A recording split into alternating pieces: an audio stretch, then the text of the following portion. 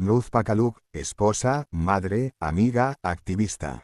Antes de empezar con este contenido te pedimos que te suscribas al canal y actives todas las notificaciones. Ruth Pacaluk, esposa, madre, amiga, activista. Ruth Pacaluk era una mujer extraordinariamente cálida y talentosa. Ingresó en la Universidad de Harvard como atea pro elección. Tras su conversión al catolicismo, se dedicó a criar a su familia y al activismo pro vida. A los 33 años, Ruth fue diagnosticada con cáncer. Poco antes de morir en paz a los 41 años, le escribió a una amiga: «He amado la vida que Dios me dio. No hay otra vida que hubiera preferido vivir». Ruth Pacaluk se convirtió del ateísmo al cristianismo en Harvard y se convirtió al catolicismo al año siguiente de su graduación. Madre de 7 hijos, participó activamente en el movimiento por el derecho a la vida y desempeñó un papel activo en la vida de su parroquia y en la organización de las actividades apostólicas del Opus Dei. Le diagnosticaron cáncer de mama a los 34 años, pero continuó viviendo una vida normal hasta un mes antes de su muerte, 7 años después, en septiembre de 1998, a los 41 años. Ruth nació como Ruth Elizabeth Van Cooy el 19 de marzo de 1957 en South Orange, Nueva Jersey, un pueblo suburbano a las afueras de la ciudad de Nueva York. Su padre era ingeniero eléctrico. En lugar de ejercer la ingeniería, daba clases en una escuela secundaria vocacional como una forma de contribuir a la sociedad. Su madre se quedó en casa mientras los niños eran muy pequeños, pero más tarde trabajó como secretaria ejecutiva. En la escuela secundaria, Ruth produjo, dirigió y actuó en numerosas obras de teatro y musicales bajo los auspicios de un grupo de teatro fundado y dirigido por estudiantes. Era una excelente cantante, elegida para el coro All Eastern. También era una pianista consumada y tocaba el oboe, la flauta, el violín y el bombo en varios grupos musicales. Ruth era una buena atleta y jugaba en el equipo de hockey sobre césped. En su infancia, asistió a una iglesia presbiteriana con su familia, pero en la adolescencia, rechazó el cristianismo liberal de sus padres y se convirtió en una atea pro elección. Durante su último año de preparatoria, Ruth consideró asistir a la escuela de azafatas porque solo necesitas sonreír y puedes ver el mundo. También pensó en ir a la Universidad McGill, donde planeaba ir el chico con el que, hacia el final de su vida, estaba viviendo lo que ella describió como un romance casi de cuento de hadas. Por sugerencia de un exalumno local de Radcliffe College, solicitó admisión a la Universidad de Harvard. No pudo rechazar la oferta porque, de lo contrario, nunca habría sabido si podría competir con los mejores. A Ruth le fue tan bien en su primer año que le pidieron que fuera asistente de cátedra al año siguiente en el curso Espacio, Tiempo y Movimiento. En su segundo año, su lectura asignada incluía el relato del gobernador Bradford sobre cómo los peregrinos sobrevivieron a su primer invierno gélido en Estados Unidos.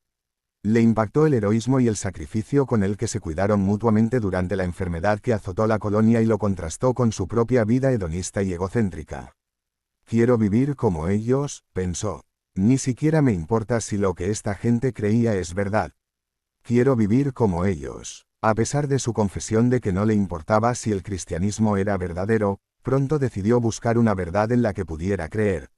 Unos años después, Ruth le escribió a una amiga: «Tan pronto como llegué, o mejor dicho, regresé, a la convicción de que Dios existe, me pareció obvio que lo único racional era descubrir más sobre él y lo que él deseaba, ya que, por definición, Dios es infinitamente más valioso e importante que cualquier otra cosa. Ahora me cuesta recordar o imaginar cómo una persona puede creer en Dios y, sin embargo, no pensar que es imperativo esforzarse por ponerlo en el centro de su conciencia. Hacerlo puede parecerles terriblemente agotador, pero consideren esto: la Iglesia siempre ha enseñado que Dios creó al hombre de tal manera que no puede evitar desear la felicidad. Sin embargo, solo podemos ser felices, verdaderamente felices, en lugar de estar momentáneamente divertidos o distraídos, estando unidos a Él. Por lo tanto, dirigir constantemente la atención a Dios sería lo más natural para un hombre». Entre los estudiantes de la sección de Ruth del curso sobre espacio, tiempo y movimiento se encontraba Michael Pacaluk, un católico no practicante que ingresó a Harvard como escéptico religioso. Tras salvarse por poco de morir ahogado durante el verano entre el primer y el segundo año, se embarcó en una búsqueda para determinar si el cristianismo era verdadero. Michael y Ruth comenzaron a salir y pronto se enamoraron apasionadamente. Según Michael, su enamoramiento parecía inseparable de la fidelidad a un anhelo común de investigar si el cristianismo podría ser verdadero. Ninguno de los dos conocía a ningún estudiante o profesor cristiano, por lo que su determinación por averiguar si el cristianismo era verdadero se convirtió inmediatamente en un vínculo entre ellos. Tanto Ruth como Michael estaban convencidos de que el factor clave era la forma de vivir. Al final del segundo año concluyeron que para vivir una vida cristiana era necesario pertenecer a una comunidad cristiana, así que comenzaron a asistir a la Iglesia Congregacional Unida, ubicada en Cambridge Common. Con el tiempo, se sintieron cada vez más frustrados por el enfoque exclusivo de la Iglesia en temas sociales y políticos y su falta de interés en la teología y la espiritualidad. Aunque siguieron asistiendo a los servicios allí, se unieron a la Comunidad Cristiana Evangélica Interuniversitaria, IVCF, en Harvard. Esperaban encontrar frecuentes debates intelectuales sobre temas filosóficos y teológicos. En cambio, encontraron entusiasmo emocional y un énfasis en mantener un buen ánimo. En otoño de 1978, Ruth y Michael se casaron en la iglesia presbiteriana de los padres de ella. En aquel entonces, solo unos pocos estudiantes de Harvard estaban casados. Los Pacaluk alquilaban un pequeño apartamento y vivían con mucha frugalidad. Calculaban $20 semanales para comida, una cantidad muy pequeña incluso entonces. Podían sobrevivir con tan poco porque se habían vuelto vegetarianos, profundamente preocupados por el hambre en el mundo. Comprar al por mayor y evitar la comida preparada les permitía comer por menos de 75 centavos al día. Diezmaban, donando el 10% de sus ingresos después de impuestos, incluyendo la ayuda financiera, a su iglesia, la InterVarsity Fellowship, y a sus dos organizaciones benéficas favoritas, Oxfam y Pan para el Mundo, un grupo de apoyo. Al principio, tanto Ruth como Michael rechazaron firmemente el catolicismo, Ruth por el anticatolicismo de la Iglesia reformada en la que se había criado, y Michael porque consideraba el catolicismo nominal de su infancia una religión falsa que impedía forjar una relación personal con Cristo. Ambos se quedaron horrorizados cuando Kurt, un amigo del grupo pequeño de InterVarsity que Michael dirigía, anunció que estaba recibiendo instrucción para convertirse al catolicismo. La pareja discutió con él largamente, pero no pudieron refutar sus razones para convertirse al catolicismo. Un factor importante en su acercamiento a la Iglesia Católica fue el libro de Malcolm Muggeridge sobre la Madre Teresa. Como recuerda Michael, la Madre Teresa era claramente una mujer profundamente devota, una fiel seguidora de Cristo, quien, además, era santo. Y esto nos planteaba un problema. ¿Cómo era posible que una forma falsa y apóstata de cristianismo fuera el único lugar donde se encontraba lo que nos parecía una verdadera apreciación del sufrimiento, la oración y la santidad? En la iglesia primitiva se discutía sobre Cristo, o era un mal hombre o era Dios, pero no había término medio. No podía ser simplemente un buen maestro moral. Intuíamos vagamente que nos encontrábamos ante un dilema similar. La Iglesia Católica era o muy mala o muy buena. Sin embargo, la Madre Teresa hacía que la primera opción pareciera insostenible. Leyeron muchos libros sobre la Iglesia Católica y la historia temprana del cristianismo, especialmente los escritos del padre John Hardon, S.J. Poco a poco, aceptaron las posturas de la Iglesia sobre el aborto y la anticoncepción y admiraron su valentía al defenderlas. Alrededor de la Navidad de 1978, decidieron dejar de usar anticonceptivos. Michael explica su decisión. Las actitudes que fomenta la anticoncepción, la mentalidad anticonceptiva, son contrarias a las actitudes que un cristiano debería tener. Durante siglos, los cristianos siempre la habían rechazado. Era fácil creer que el cambio en la enseñanza de la mayoría de las iglesias cristianas sobre este tema era un ejemplo del mismo tipo de secularización, dejarse llevar por la corriente, que se observaba en las iglesias con respecto al aborto, que era indudablemente erróneo y anticristiano. Al mismo tiempo, pensábamos que no sería sorprendente que el rechazo a la anticoncepción fuera una especie de prueba de la verdadera fidelidad a Cristo en el mundo moderno. Desde nuestro punto de vista, cada generación tenía su propia prueba, para cada generación de cristianos había alguna práctica que el mundo aceptaba y los cristianos debían rechazar, o que el mundo rechazaba y los cristianos debían aceptar. Una práctica que requería sacrificio, una práctica que para el mundo no tenía sentido, pero que para los cristianos era evidentemente el camino del verdadero discipulado de Cristo. Dado que era probable que se realizara tal prueba, nos pareció que la anticoncepción era un candidato probable para ese tipo de cosa. Por lo tanto, decidimos que, como seguidores de Cristo, debíamos dejar de usar anticonceptivos. Sin embargo, la cuestión más importante de si debíamos intentar concebir un hijo no era algo que nos planteamos. Éramos estudiantes y simplemente asumimos que no debíamos tener un bebé.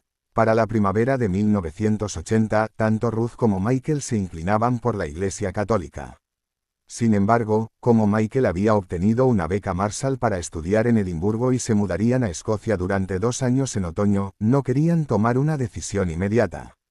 Para cuando llegaron a Escocia, Ruth ya estaba decidida, aunque Michael aún tenía algunas dudas. En Edimburgo, ambos comenzaron a recibir instrucción sobre la fe católica en la capellanía católica de la universidad. Ruth escribió a sus suegros: «La vida nos va de maravilla, a menudo me asombra la cantidad y la calidad de nuestras bendiciones. Es muy posible que vengan tiempos más difíciles, esto siempre está en las manos todopoderosas de Dios, pero no me preocupa.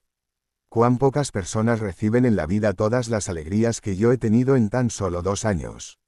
En Nochebuena, Michael hizo una confesión general y recibió la comunión, y Ruth fue recibida en la iglesia y confirmada. Pronto comenzaron a asistir a misa diariamente. Michael explica su decisión: «Insistíamos en que nuestra conversión al catolicismo no cambiaba nuestro carácter de cristianos evangélicos. Éramos evangélicos católicos que creíamos que lo que amábamos y buscábamos en el cristianismo evangélico se salvaguardaba y se encontraba en su forma más intensa en los santos de la Iglesia Católica. Como evangélicos, creíamos que debíamos tener un tiempo de silencio diario para conversar con Cristo y cultivar una relación personal con Él.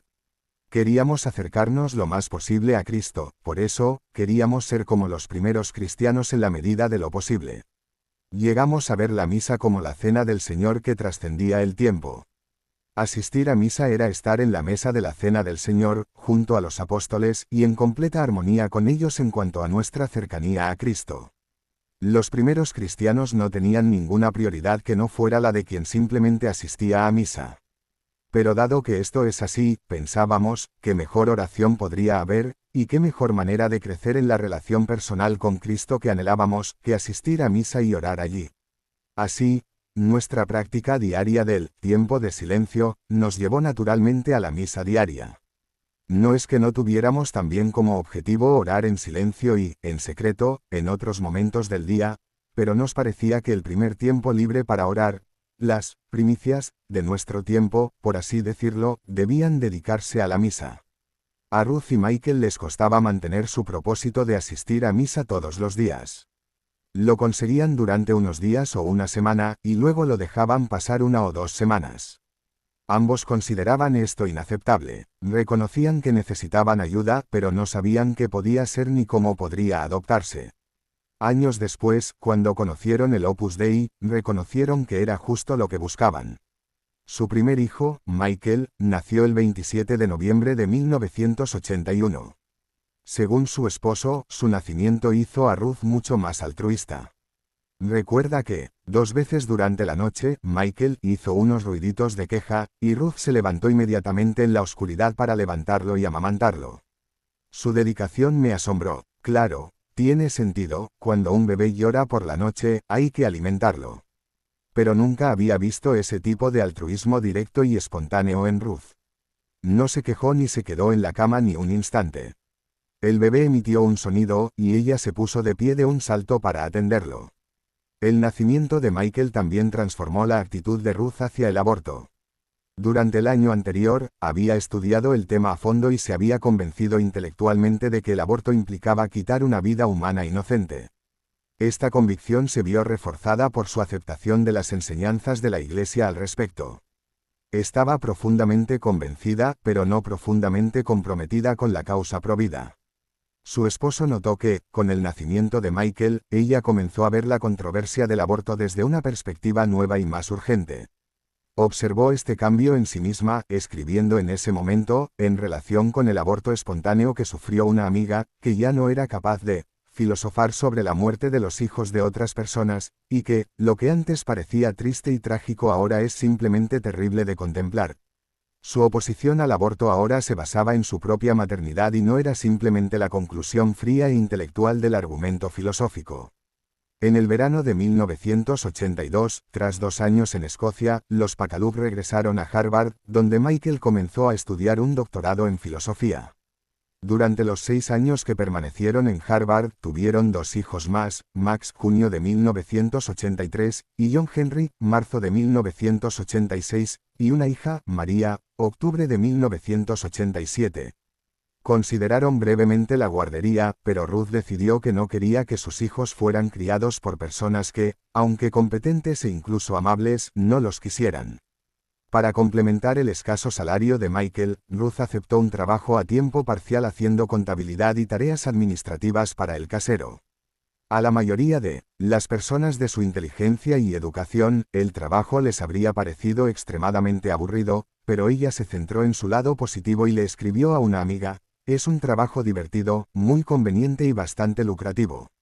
Miembro del Opus Dei. En Escocia, un amigo les había regalado a los Pacaluk un ejemplar del libro Camino de San Josemaría, pero su primer contacto con el Opus Dei se produjo cuando un estudiante de posgrado de Harvard vio a Michael en la misa diaria y lo invitó a una velada de recogimiento predicada en el centro Opus Dei, cerca de Harvard, por el padre Sal Ferigle. Michael quedó profundamente impresionado por lo que escuchó. Según recuerda, pensó: «Esta es la fe católica a la que me convertí. Esto es lo que he leído en los libros escritos por santos y en los documentos de la Iglesia primitiva». Inmediatamente se dispuso a comenzar la dirección espiritual con el padre Sal y a asistir a sus clases de doctrina católica. Cuando Michael le explicó a Ruth lo que había aprendido sobre el Opus Dei, ella coincidió en que parecía ser exactamente lo que habían estado buscando. Desde que nos convertimos al catolicismo, éramos conscientes de que necesitábamos algún tipo de ayuda, alguna estructura externa, como nos lo explicábamos a nosotros mismos, para practicar la vida interior. Éramos conscientes, en primer lugar, de que necesitábamos un director espiritual. Los sacerdotes del Opus Dei eran evidentemente hombres santos y conocedores de la Iglesia, disponibles para brindar dicha dirección. En segundo lugar, nos dimos cuenta de que no teníamos éxito en ir a misa y rezar nuestras oraciones con regularidad. Lo hacíamos mejor o peor según la dificultad de las circunstancias o nuestros sentimientos subjetivos, y, sin embargo, al parecer, había muchos miembros del Opus Dei que llevaban muchos años viviendo una vida de devoción exigente y constante, a pesar de todas las dificultades de la vida. Ruth comenzó inmediatamente a asistir a las actividades formativas del Opus Dei y a recibir dirección espiritual personal del P. Sal, a quien consideraba el sacerdote más santo que jamás había conocido. Por su parte, el P. Sal quedó profundamente impresionado por Ruth, y en particular por su ímpetu apostólico. Aproximadamente un año después, en el verano de 1984, Ruth se convirtió en socia supernumeraria del Opus Dei. Michael se había unido a la obra unos meses antes. Comenzaron a vivir el plan de vida de los miembros, a asistir a círculos y otros medios de formación espiritual, y a realizar un apostolado discreto basado en la amistad. También empezaron a forjar amistad con otras personas relacionadas con el Opus Dei, en particular con Jan y Tom Hardy. Por aquel entonces, los Hardy tenían 6 hijos, una cifra que a Michael le pareció increíblemente alta. ¿Cómo podrían arreglárselas?, se preguntaban él y Ruth. ¿Cómo era posible tener tantos hijos y pagar los gastos? Pero cuando vieron la combinación de idealismo cristiano, sensatez y ética del trabajo de los Hardy, además de que eran críticos acérrimos de la cultura proelección, quedaron impresionados de inmediato y quisieron pasar todo el tiempo posible con ellos. Activista pro vida. La participación de Ruth en el activismo pro vida surgió a raíz de un debate al que asistió en Harvard. Le impresionaron los contundentes argumentos del portavoz pro vida y, sobre todo, su reticencia a abordar el argumento de que el aborto implica matar a un ser humano inocente. Junto con Paul Swope, estudiante de posgrado de la Escuela de Educación de Harvard, fundó un grupo llamado Harvard-Radcliffe Human Life Advocates. Después de un tiempo, se involucraron tantos residentes de Cambridge ajenos a la universidad que Ruth decidió formar un segundo grupo, llamado Defensores de los Derechos de los No Nacidos de Cambridge, CURA. En menos de un año, CURA contaba con más de 300 miembros activos y patrocinaba diversas actividades en Cambridge, incluyendo campañas de recaudación de fondos para la Organización Estatal por el Derecho a la Vida, Ciudadanos de Massachusetts por la Vida, MCFL, una cena anual con un orador destacado, charlas educativas, el envío de autobuses a la Marcha por la Vida en Washington, D.C., la distribución de panfletos puerta a puerta, y la recolección de alimentos, ropa y artículos para bebés para futuras madres. Cura consideraba su misión principalmente educativa, pero muchos de sus miembros también se ofrecieron como voluntarios en centros de crisis de embarazo y colaboraron en las campañas de políticos pro vida. Miembro de la Junta Directiva de Ciudadanos de Massachusetts por la Vida. Una miembro de la Junta de Ciudadanos por la Vida de Massachusetts informa que, cuando conoció a Ruth, su primera impresión fue que era hermosa, físicamente hermosa, increíblemente elocuente y muy inteligente. Pensé, tenemos que formar a esta persona. Supimos de inmediato que Ruth iba a ser una estrella. En 1984, a instancias de los funcionarios de MCFL, impresionados por la vitalidad de Cura, Ruth se postuló y obtuvo un puesto en la junta directiva de la organización estatal. Pronto se vio liderando un esfuerzo para aprobar una enmienda constitucional estatal que limitara el derecho al aborto a aquellos explícitamente reconocidos por la Corte Suprema de los Estados Unidos. La enmienda fracasó por un estrecho margen, pero el debate público sobre el tema brindó numerosas oportunidades para difundir la postura provida. Actividad política y social. Poco antes de las elecciones presidenciales de 1984, Ruth le escribió a una amiga: «Estoy a punto de registrarme como republicano. El apoyo incondicional del Partido Demócrata al aborto fue lo que motivó mi cambio, pero al reflexionar sobre otros temas, me acerco más a la mentalidad de libre empresa y de minimizar el gobierno de la administración actual. Tengo serias reservas sobre ese enfoque en áreas como la contaminación. Tengo serias reservas sobre el aumento de armamentos, pero sé que el aborto mata a un miembro de la raza humana. No es una creencia religiosa, es simplemente un hecho biológico». Unos meses después de la elección, le dijo al mismo amigo: «Voté por Reagan. Incluso animé a otros a hacer lo mismo y coordiné la distribución de unos 3.000 panfletos para persuadir a la gente a seguir su ejemplo. Mi única razón para hacerlo, o, mejor dicho, la principal, es el aborto. Es obvio que el aborto mata a seres humanos. Solía preguntarme, si hubiera vivido bajo el régimen de Hitler, habría alzado la voz en defensa de la matanza de seres humanos inocentes. Sigo sin saber qué haría si el precio de alzar la voz fuera mi propia muerte, pero me resulta inconcebible quedarme de brazos cruzados mientras nuestra sociedad consiente la matanza de niños inocentes. No me gusta repartir panfletos. No me gustan los piquetes, no me gusta el activismo político, pero no tengo la libertad de elegir guardar silencio». Aunque su principal preocupación era el aborto, Ruth también estaba preocupada por la pobreza y el hambre en el mundo. A pesar del presupuesto familiar tan ajustado, los Pacaluk continuaron donando generosamente a organizaciones como Pan para el Mundo, Catholic Relief Services y Oxfam. Ruth también dedicó tiempo a escribir cartas instando a Estados Unidos a un trato más justo para los países pobres. Presidente de Ciudadanos de Massachusetts por la Vida. En 1987, Ruth fue elegida presidenta de MCFL. Junto con Paul Swope, trabajó para modernizar las oficinas, aumentar la capacidad de recaudación de fondos y desarrollar la capacidad del grupo para emitir comunicados de prensa con rapidez en respuesta a las noticias. Bajo el liderazgo de Ruth, MCFL creció sustancialmente. La capacidad de cabildeo de la organización se amplió y logró rechazar en comisión una propuesta de ley estatal a favor del derecho al aborto. Unos meses después de su elección, le escribió a una amiga: «Ahora soy presidente de nuestra organización estatal Provida. Es muy emocionante. Tengo que contratar personal, tratar con la prensa con frecuencia, tomar decisiones sobre sistemas informáticos, hacer estudios de mercado, etc. Menos mal que no tengo un trabajo de 9 a 5, como la mayoría de los presidentes anteriores. Llevar a 3 chicos conmigo ya es bastante difícil, pero son mucho más flexibles que un jefe». El don de Ruth para hablar en público sobre el aborto y otros temas de la vida se hizo evidente cuando, como presidenta de MCFL, le pidieron que apareciera en programas de noticias o hablara en los campus. Prefería los debates a los discursos. Incluso si los organizadores de un evento no habían planeado convertirlo en un debate, intentaba convencerlos de que invitaran a un orador pro-elección. Si das un discurso, asistirán unas 2 docenas de personas, ya convencidas. Pero si organizas un debate, asistirán unos cientos, muchos de los cuales realmente quieren saber. Worcester, Massachusetts. En 1987, los Pacaluk se mudaron a Worcester, Massachusetts, una ciudad de unos 150.000 habitantes, a 65 kilómetros al oeste de Boston, donde Michael había encontrado un puesto en la Universidad Clark, una distinguida institución de artes liberales. Desde un punto de vista académico, el puesto era atractivo, pero estaba mal pagado. Su búsqueda de vivienda reveló, en palabras de Mike, la realidad de que la economía estadounidense ya no estaba diseñada para hogares que se sustentaban con un solo ingreso. La realidad era que ni siquiera la casa inicial más barata en el barrio menos atractivo de una ciudad relativamente barata era asequible para nosotros, porque ahora 2 ingresos solían perseguir los precios de las viviendas. Lo mejor que pudieron conseguir fue una casa pequeña y en mal estado, en un barrio compuesto principalmente por inmigrantes ilegales.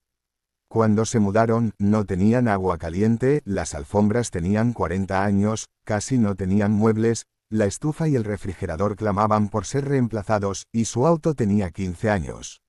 Se esforzaron por minimizar los gastos. En una ocasión, visitaron a una pareja, ambos exitosos profesionales del marketing. Le preguntaron a Ruth por qué había comprado un producto en lugar de otro. Es fácil, dijo, calculo el costo por unidad y compro la marca más barata. No tienes preferencia por ninguna marca. ¿No te gusta la pasta de dientes Crest antes que Colgate, por ejemplo? Crest o Colgate, respondió Ruth. Tienes que estar bromeando. Son carísimos, incluso en oferta.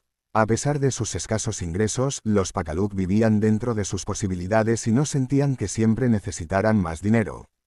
Continuaron diezmando. Un año, al descubrir que iban a recibir una devolución de impuestos inesperadamente considerable, pensaron que era demasiado para gastarlo en sí mismos, así que lo donaron a Catholic Relief Services para personas pobres que, según creían, necesitaban el dinero más que ellos.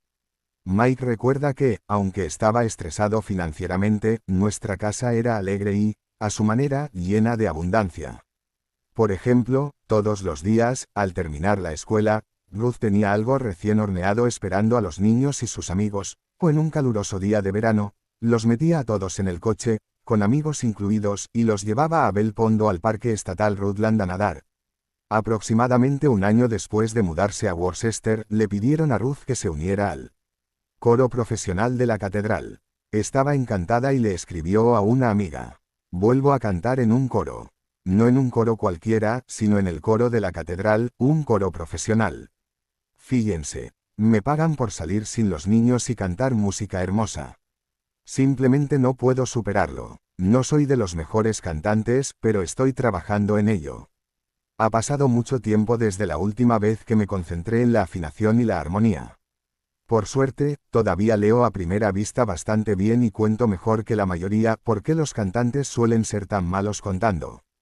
Muerte de un niño. El quinto hijo de los Pacaluk, Thomas, nació en septiembre de 1989. 7 semanas después de nacer, falleció a causa del síndrome de muerte súbita del lactante. La familia quedó devastada, pero Ruth y Michael aceptaron su sufrimiento y vieron en él, en palabras de Michael, una gran misericordia, una participación en la cruz de Cristo que traería muchas bendiciones y gracias. Inmediatamente después del funeral de Thomas, Michael quiso irse a casa, estar a solas con la familia y quizás dormir.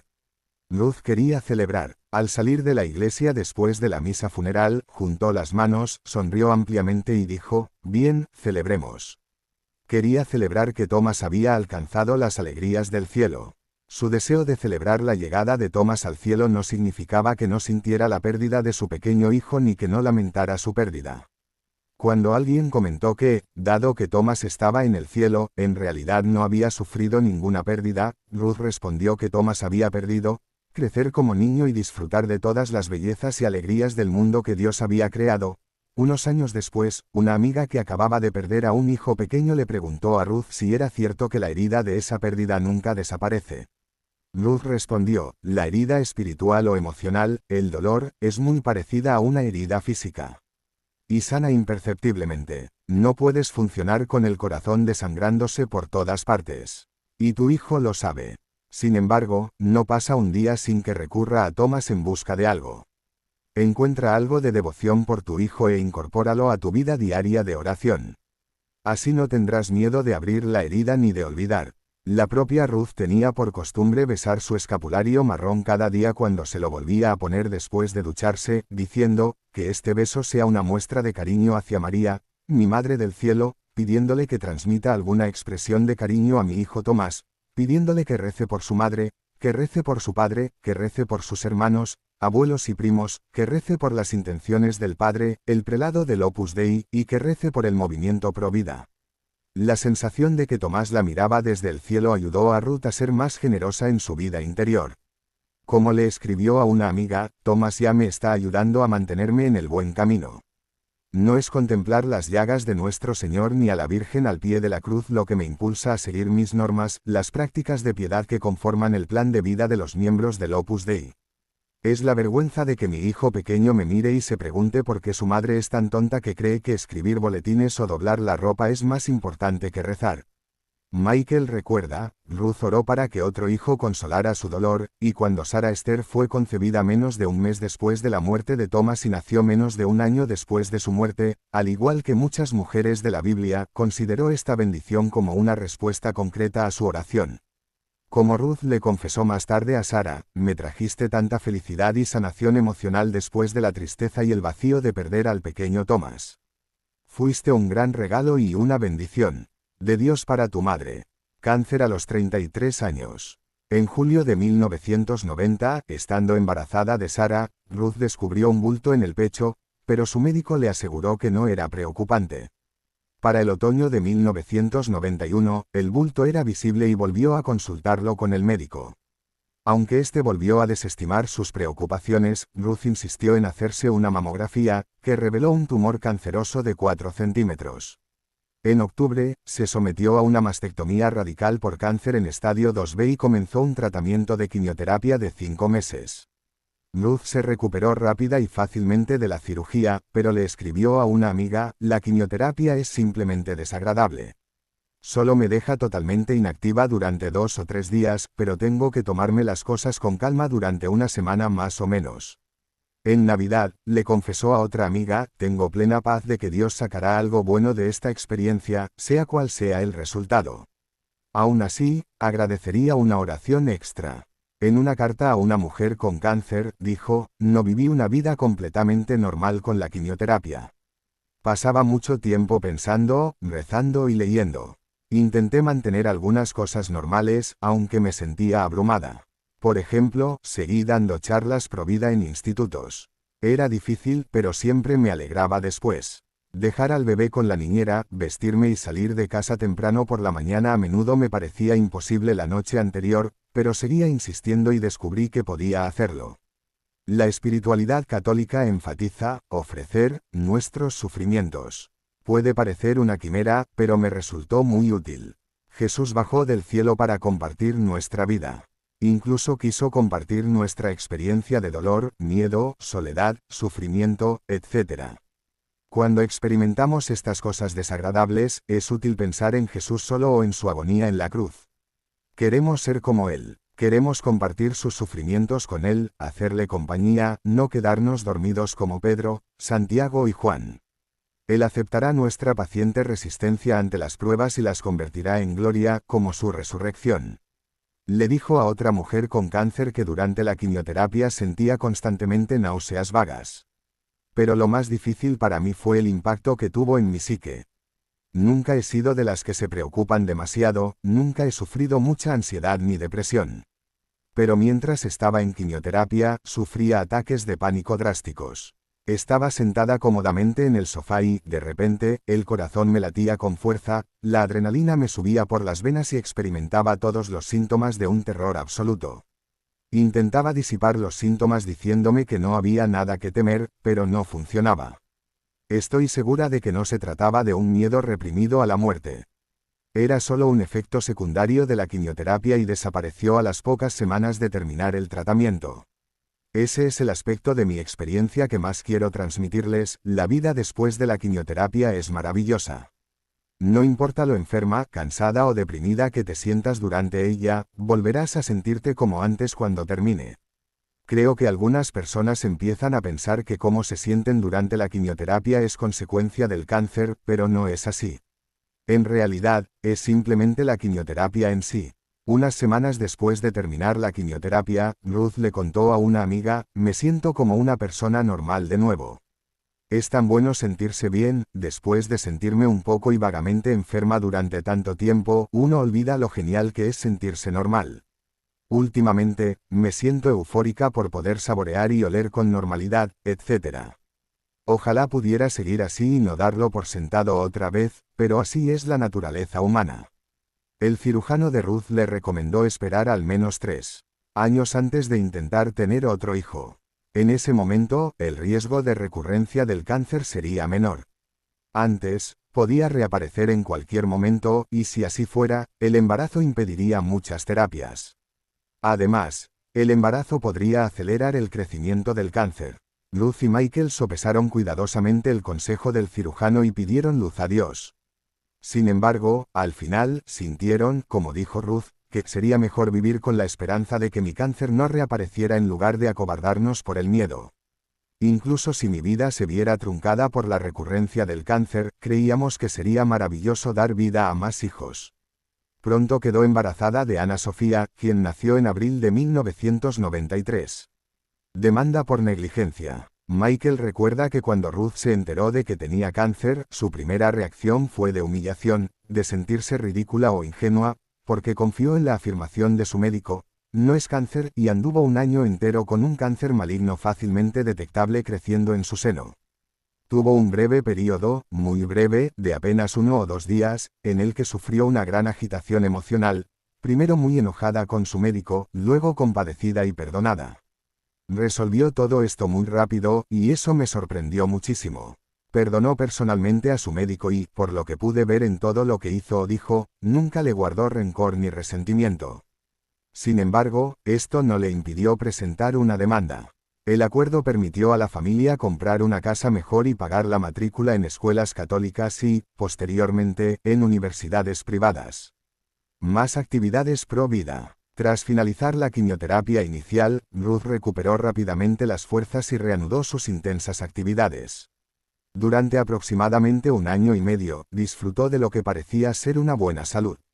Además de ocuparse de la casa y continuar con las actividades del Opus Dei, como impartir una clase semanal a sus colaboradores, tenía una agenda apretada de conferencias provida en la Escuela de Teología de Harvard, el Mount Holyoke College, el MIT, Columbia, Fordham, Brandeis, Brown y Amherst. Tras la decisión de la Corte Suprema en el caso Casey de 1992, Ruth consideró que ya no tenía sentido centrarse en la anulación del caso Roe. En sus actividades pro vida, incluyendo numerosas presentaciones a estudiantes de secundaria, su objetivo era, como declaró en una entrevista, persuadir a sus oyentes que no quieren abortar, o que si conocieran a alguien que estuviera pensando en abortar, podrían incluso disuadirla. Quizás pueda persuadir a algunos a que se involucren, como yo. Eso es lo que intento hacer, convencer a la gente de que esto no es bueno, de que existen mejores alternativas. Según Michael, Ruth concebía la controversia del aborto no como una diferencia de opinión sobre alguna tesis filosófica, ¿es el feto una persona?, como suele decirse, sino como una diferencia entre dos culturas, dado que, como todos saben, lo que hay en el vientre de la mujer es un ser humano vivo, actuamos según el principio de que todos los seres humanos son fundamentalmente iguales o procedemos como si creyéramos que es permisible matar a algunos seres humanos para resolver nuestros problemas. La primera es la cultura de la vida, y la segunda, la cultura de la muerte. Estas dos culturas, pensaba, competían por la lealtad de los jóvenes a los que se dirigía, y su preocupación era enseñarles lo que debían saber para que pudieran elegir la vida. Ruth no creía en las guerras culturales ni en la retórica que las acompañaba. Constantemente buscaba maneras de tender puentes y encontrar puntos en común, no solo con quienes estaban indecisos, sino incluso con los defensores del aborto. Una de sus adversarias en la controversia sobre el aborto, expresidenta de Mass Choice, le escribió para expresarle su pésame al enterarse de que el cáncer de Ruth se había extendido al hígado. Ruth respondió con una carta cordial y sorprendentemente íntima. Lo que más lamento de mi situación actual es no haber tenido otro bebé. Para un católico, es una verdadera bendición tener un conocimiento casi seguro de la inminencia de la muerte. He disfrutado, mejor dicho, saboreado, estos últimos años más que cualquier otro de mi vida. Casi he eliminado las reuniones de comité de mi agenda y solo las charlas me han alejado de mi familia. Me he esforzado más por hacer que nuestra vida familiar sea pacífica, alegre, divertida y amorosa. Creo que he tenido cierto éxito, modesto. No tengo miedo de morir ni de estar muerto. Debo admitir que, de vez en cuando, realmente anhelo salir de esta contienda.